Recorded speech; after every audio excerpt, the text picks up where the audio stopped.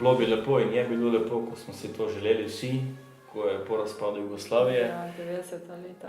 Pa je tale vlak svetlobno hitrostjo šel mimo. Zato s težkim srcem povem, da dvomim, da bo Slovenija kdaj Švica.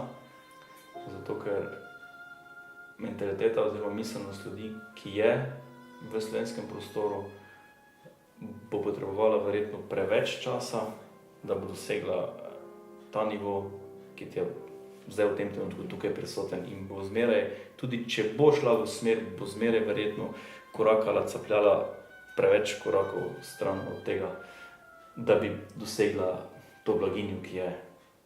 To je moje mnenje. No. Dvomim, bi bil zelo vesel, če bi. Ja.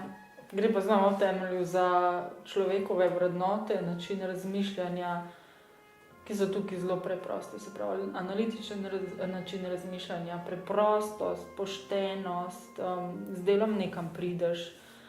V Sloveniji se pa hitro hvata kakšne krivine, izkoristi poznanstva, pokliče, velike podkupovanja, velike te nečistoče, nehigieno, gospodarstvo, v politiki, v medosebnih odnosih.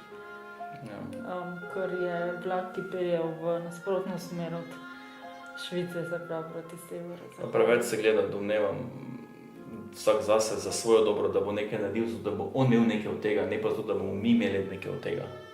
In mislim, težko bo to. Težko.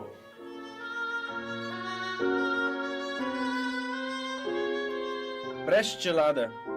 Slabo.